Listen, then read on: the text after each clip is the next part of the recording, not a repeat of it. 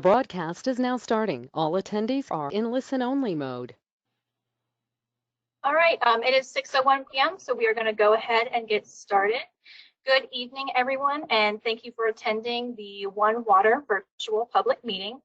We will be going over the proposed updates that will make up the One Water chapter of the unincorporated Hillsborough County Comprehensive Plan. Before we begin, we would like to mention that we strongly encourage your questions and comments, and we will address each of your questions immediately following the presentation. Members of the public may ask questions and submit comments at any time during the meeting by typing them into the questions and chat box, which is on the lower right hand of your screen. Additionally, members of the public may also choose to speak. Please click the raise hand button to be recognized. Your name will be read and you will be unmuted when it is your turn to speak. Just as a general note, everyone will be muted until it is their opportunity to speak. If anybody has technical difficulties and would like to speak during the public comment portion of the meeting, please call 813-273-3774, extension 359. If there are any questions we do not have an immediate answer to, we will follow up with an answer within a few days. And all questions and comments will be compiled and published on the One Water Project webpage. I will now turn it over to our presenter, Melissa Dickens. She is the Strategic Planning and Policy Manager for the Planning Commission. Hi, good evening, everyone, and we appreciate you all joining us this evening for our kickoff to the stakeholder and public outreach portion of this project. I'm going to go ahead and share my screen. I also wanted to share that, as luck would have it, there is a huge lightning storm passing over my house right now. So if you hear booms in the background, that is what's going on. So I'm going to go ahead and share my screen.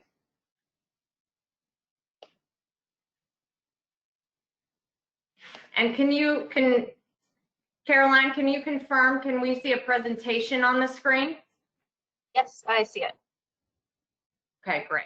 Okay, so again, thank you so much for joining us this evening. We're initiating the stakeholder and public outreach phase of this project. These updates that we're going to be discussing tonight pertain to the new One Water chapter of the Hillsborough County Comprehensive Plan, updates to existing language incorporated into one location in One Water. Again, my name is Melissa Dickens, Strategic Planning and Policy Manager for the Hillsborough County City-County Planning Commission, and I serve as the project manager for this project. Before we begin, I wanted to share a little bit about who is on the call from the Planning Commission side. We have folks from our Strategic Planning, Environmental, and Research team, also from our Public Outreach team, and other folks serving in support roles. We also have a number of water resources professionals from Hillsborough County staff joining us, and I want to thank each of them for all of their ongoing assistance and collaboration on this project. They've been integral in getting this project moving forward. Tonight's presentation will last about 10 to 15 minutes, and then there will be an opportunity for comments and questions. The first portion of the presentation will focus on setting some of the context, planning context for Hillsborough County. It will also focus on some of the background for this amendment and the process that we utilize to develop it. Then we'll go into the goals for the new One Water chapter, and we'll talk about what components, some of the highlights of some of the new language as well. Then we'll move into sharing some additional opportunities that you all will have to provide feedback, and then we'll move to comments and questions. The draft language is available on our website. It's at www.planhillsborough.org/onewater. And again, really want to thank everyone for taking the time to join us this evening. This is the kickoff to our public and stakeholder engagement phase, and this phase will run until July 12th. So wanted to start out with setting some planning framework and context. I believe that most of you all are familiar with the planning context in Hillsborough County, but for those who perhaps have not had an opportunity to participate for a while, or this is your first time participating, we wanted to share this. So tonight's presentation and discussion is focused on the One Water chapter of the unincorporated Hillsborough County Comprehensive Plan. The comprehensive plan sets the overall general community direction through a variety of goals, objectives, and policies. Every local government in Florida is required to have a community plan by Florida statutes, and the goals, objectives, and policies are adopted by the Board of County Commissioners. The last time there was a major update to the plan was 2008, and so we are initiating this next round of updates, starting with the One Water chapter. Then as we get a little bit more specific, moving into the Land Development Code, that's where you'll see things like zoning and more specific rules and regulations about the use and development of land within Hillsborough County. And then finally, probably the most specific level is the technical manuals. And these are guides for technical and design specifications for projects and development. I also wanted to provide a little bit of context for One Water within the comprehensive plan. So tonight's updates, the One Water chapter, focuses on updates to the potable water element, stormwater element, wastewater element, combining those three, also updating some of the aspects of natural systems, primarily those affecting potable supply. Then coming down the road, we have a number of future updates that are related to water. That includes the remainder of the natural systems language, such as the wetlands, the rivers, etc., policies on coastal management, policies on resiliency, and level of service. And the reason why these are coming a bit later is for a couple of reasons. First, Florida statutes are very specific about some aspects of comprehensive plan components and which element they belong in. So for example, wetlands belongs in the more environmental element. And then also we have some ongoing studies, for example, related to resiliency that we wanted to get finished up before incorporating those updates into the plan. A little more detail, a few more details about implementation. So One Water, again, at the comprehensive plan level, is very overarching and comprehensive, and it is implemented through a variety of different mechanisms. There are regulations and ordinances, such as what I described on a previous page, LDC, technical manuals. We also have capital projects and CIP. Some of One Water will be implemented through education and outreach, and then some of it through other programmatic elements, collaboration, communication, things like that.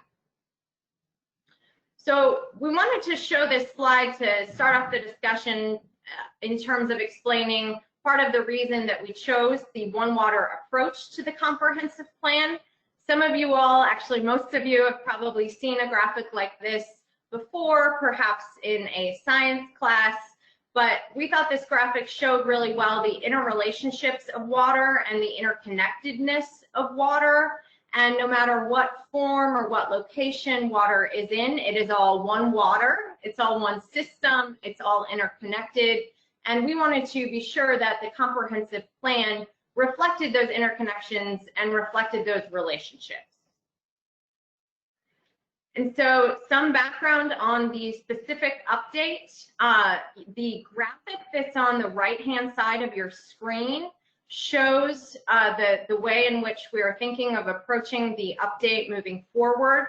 We will be using a phased approach. You can see that the One Water chapter is highlighted. That is the first phase of this overall update.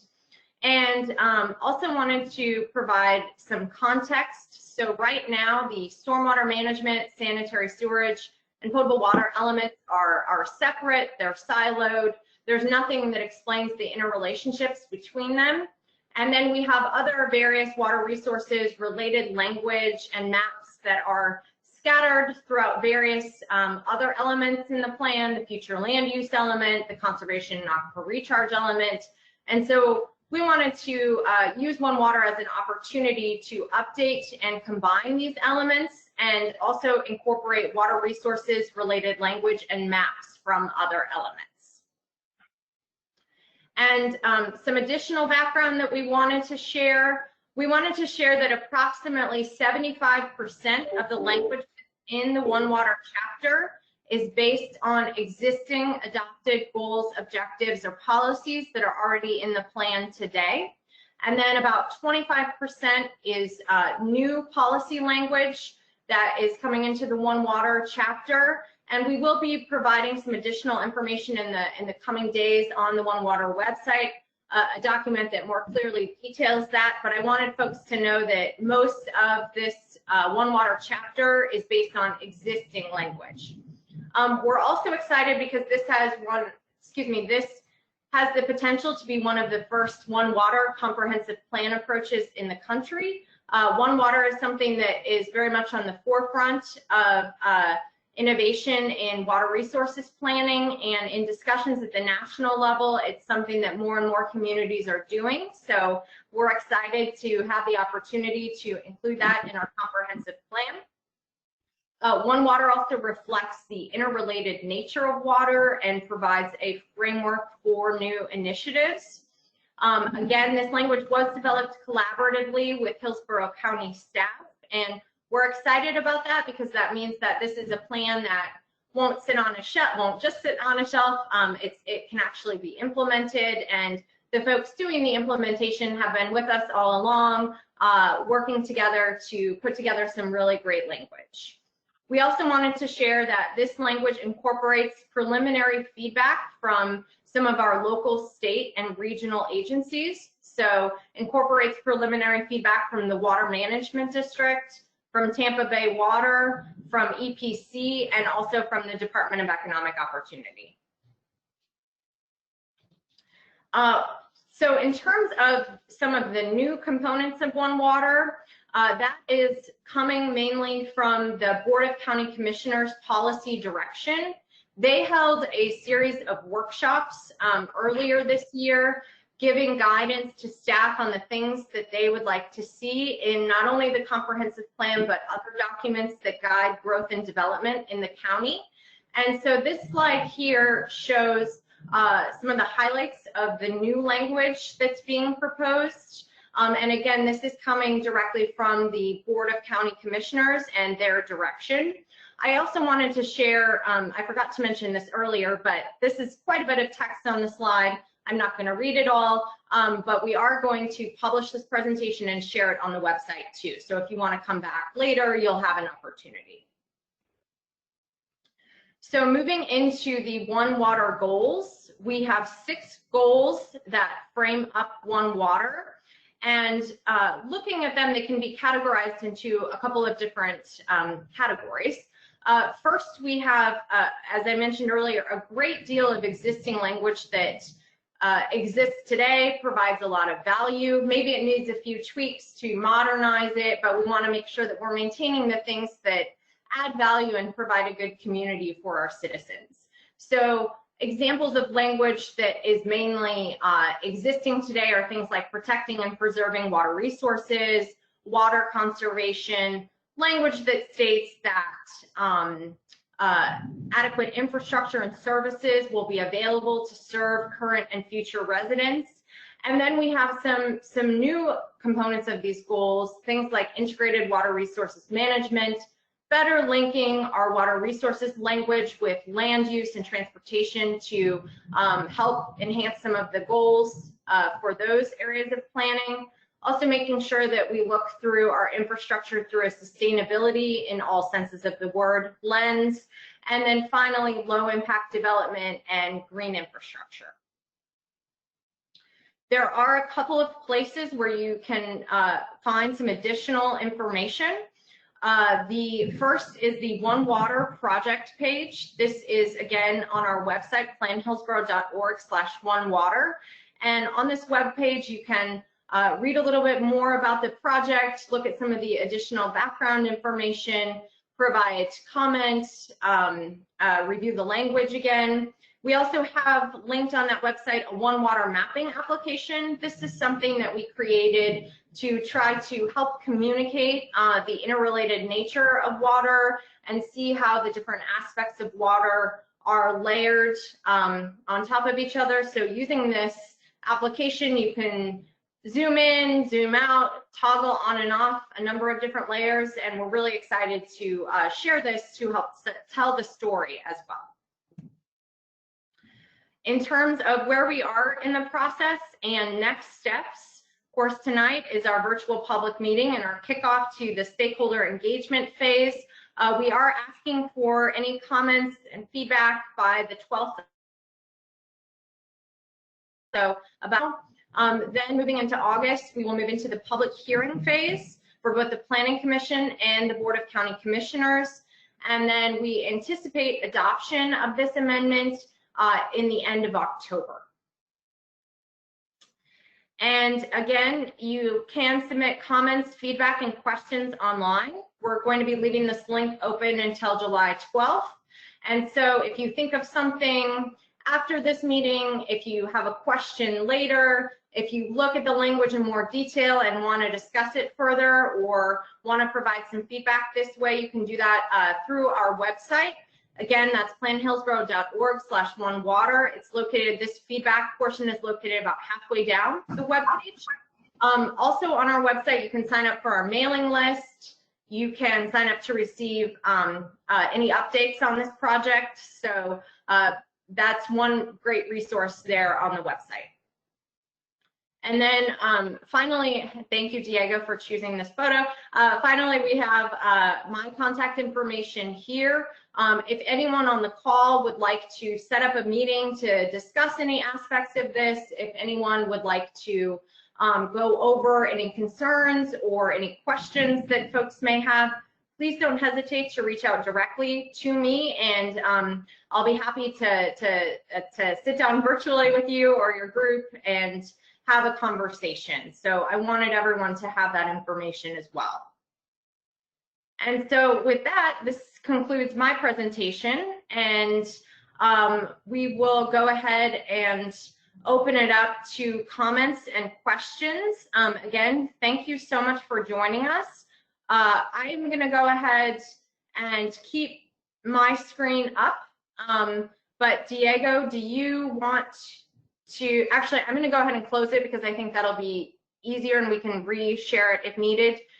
Diego Guerra is handling the questions tonight. So Diego, did you want to go ahead and share any questions that we've received or anything that we've gotten prior to this meeting? Sure. One question is, what other elements are One Water policies derived from? So the One Water policies are derived from a number of different elements. Primarily, it is the existing potable water, wastewater, and stormwater elements. Those are existing elements today. They're required elements that we have to have per Chapter 163. So this update organizes those, consolidates them. If they need to be modernized, the update will do that. We also went through and deleted quite a bit of the duplication that existed between these various elements. And then we also incorporated some water resources related language from other elements, the future land use element, the capital improvements element, what's called today the conservation aquifer recharge element, the coastal management element. So really you can see that water resources related language were scattered throughout the comprehensive plan, and we wanted to use this as an opportunity to consolidate them.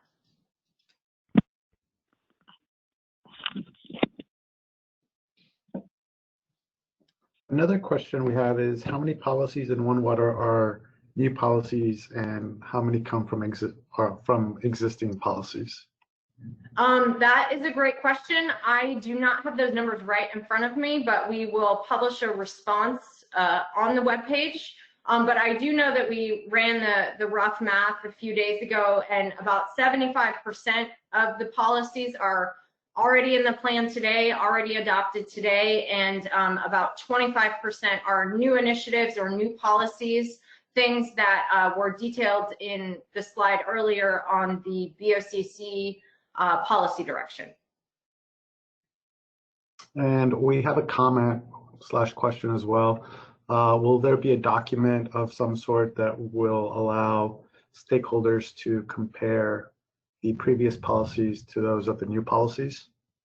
Yes, we think that's a great suggestion, and we definitely want to provide as much transparency as possible for our stakeholders. So yes, we will be putting that together in the next few days, and we will, it should be up on our website sometime next week, by the end of next week.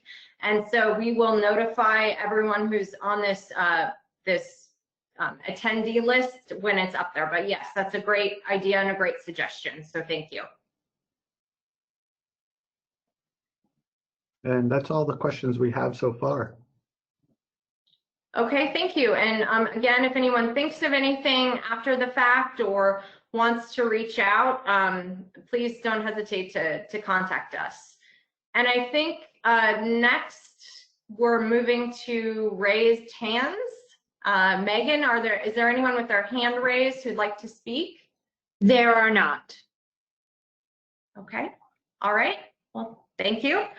And finally, we'll move to Katrina. Katrina, were there any comments that you've received thus far? I have not received any comments so far. Okay, thank you. Again, please, if you have feedback or want to discuss further, we are available and can meet with folks who might be interested.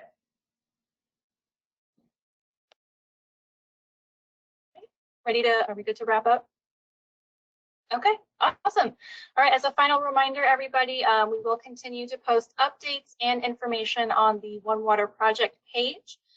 Public comments will be open until July 12th. So again, if you think of anything later, you can always submit it to us through the online submission form on the project page. If you have not already signed up for the One Water email list, you can also sign up while you're there as well by just clicking the sign up button under the public engagement section. That concludes our presentation. Thank you all so much again for attending, and we hope you have a wonderful evening.